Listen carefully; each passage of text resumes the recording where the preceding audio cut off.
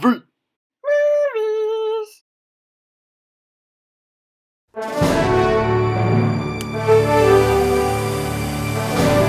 Welcome back to the Academy Awards. And now, here to present the award for Best Picture, Trevor Dennehy! Thank you. It's great to be here, folks.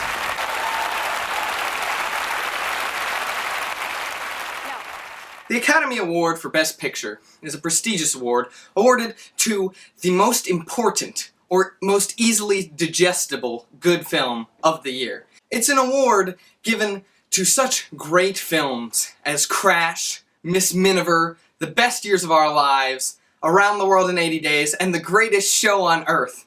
Movies that nobody really remembers.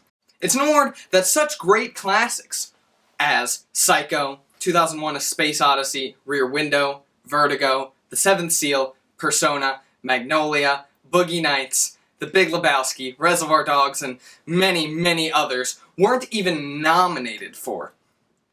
Why? Well, they didn't fit our simple formula.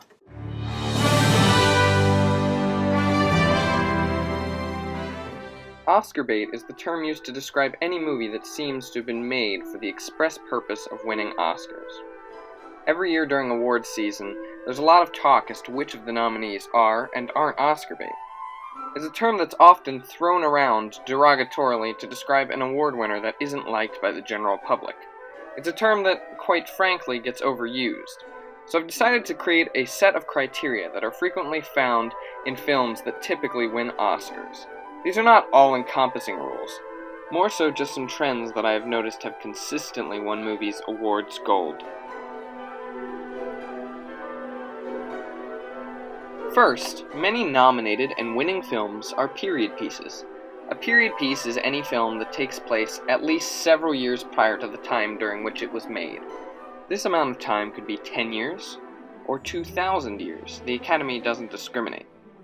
Of the 56 films that have won Best Picture since 1960, 40 of them have been period pieces.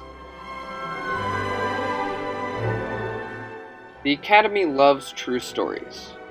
Whether they're uplifting, inspirational, or cautionary, the Academy doesn't discriminate. Although biopics, especially those about people who are still alive, seem to get special consideration. It's unclear why this could be, other than it always looks good to have the real-life inspirations for nominated films in attendance, whether it's Philomena Lee, Captain Phillips, or Dickie England.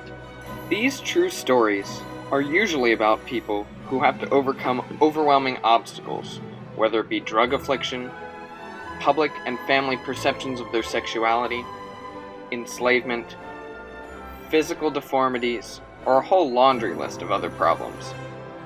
Another popular topic of Oscar-nominated true stories is the Holocaust. The Academy loves giving awards to films about the Holocaust, as there have been 24 total films about the Holocaust nominated for some kind of Oscar, 21 of which have at least won one award.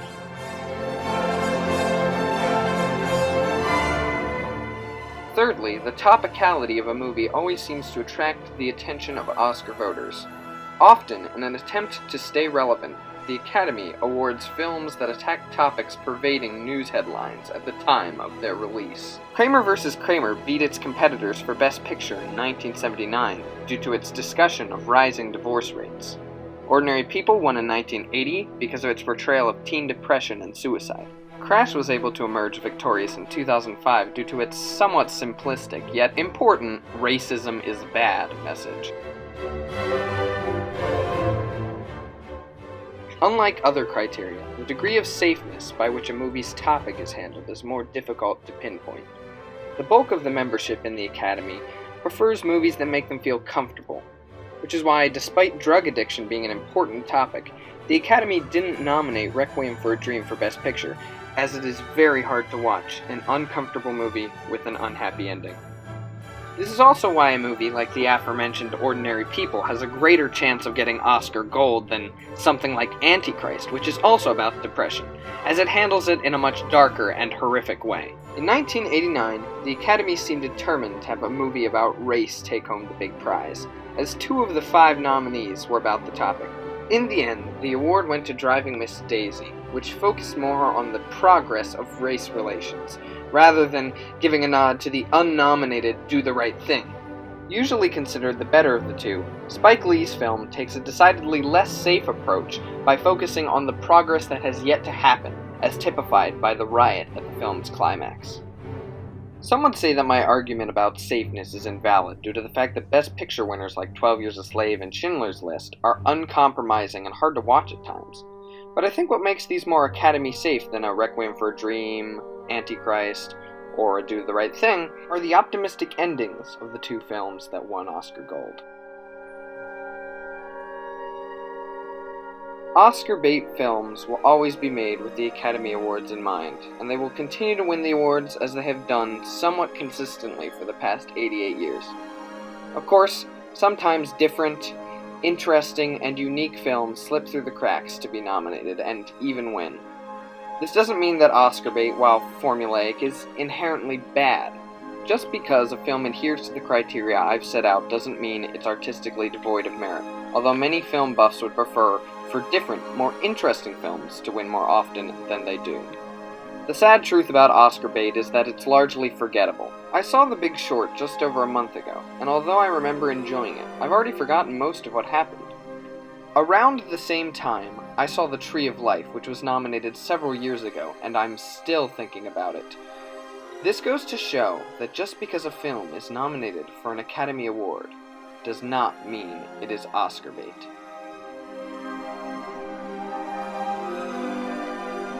And the Oscar goes to all of the Oscar bait! Yay! Thank you for watching the Academy Awards, in which I thoroughly explained to you what Oscar bait is. Bye-bye!